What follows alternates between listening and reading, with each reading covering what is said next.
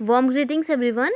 We will be studying dimensional formula of epsilon naught, which is very important for class 12 and for some competitive exams as well. So अगर हमें dimensional formula चाहिए epsilon naught का तो हमें Coulomb's law पता होना चाहिए. हम सब ने क्लास 12 में कूलम्स लॉ पढ़ा है.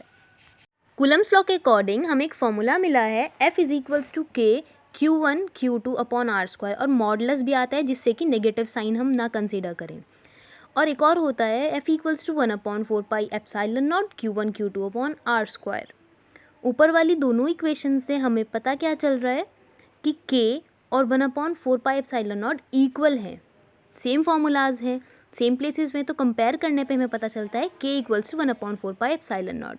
तो हम वो वाला फार्मूला यूज़ करेंगे जिसमें एप्सिलॉन नॉट आ रहा है. F equals to 1/4 pi epsilon naught Q1 Q2 upon R square.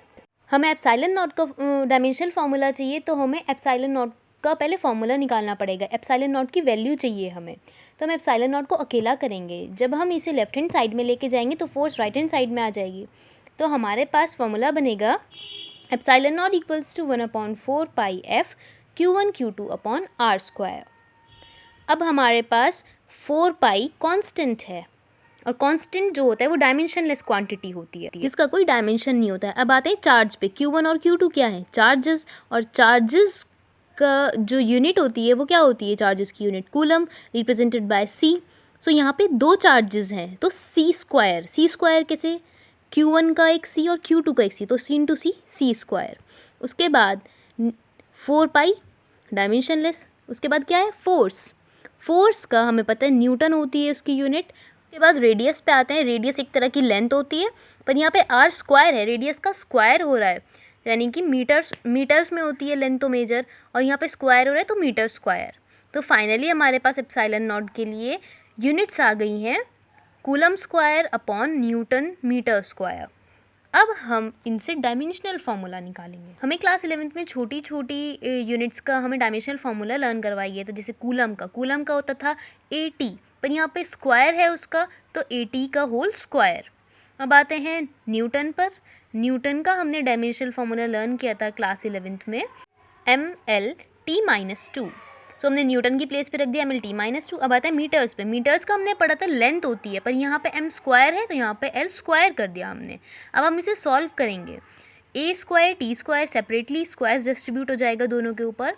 उसके बाद नीचे आते हैं, M एज इट इज़ रहेगा. अब यहाँ पे देखें L है और L स्क्वायर है, तो इन दोनों की पावर ऐड हो जाएगी और L स्क्वायर की मल्टीप्लिकेशन L क्यूब बन जाएगा और T-2. हमें क्या करना है? सिर्फ इस एक्सप्रेशन को सॉल्व करके एक परफेक्टली डायमेंशनल फार्मूला निकालना है. तो सबसे पहले M की टर्म्स में लिखते हैं. M जब ऊपर जाएगा तो M की पावर -1 हो जाएगी. M के बाद L आता है तो L 3 है, तो ऊपर जाके L की पावर -3, M-1 L-3. फिर T की टर्न आती है, T-2 ऊपर जाके +2, और +2 पहले से तो T की पावर 4.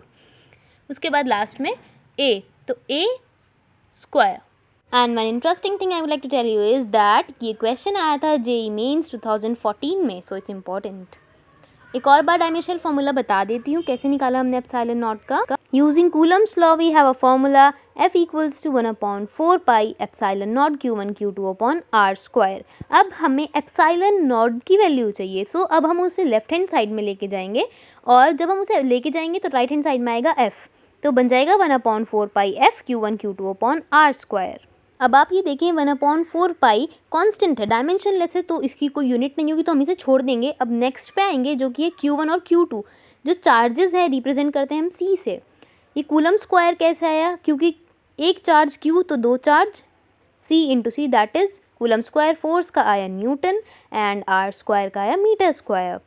ये थी यूनिट्स एप्सिलॉन नॉट की. तो अब हमने इनकी जगह इनके डायमेंशनल फार्मूला रखा. कूलम का AT square, newton MLT-2, metre का L square, and then after solving it we got M-1 L-3 T4 A2. Thanks for watching. Please do subscribe the channel.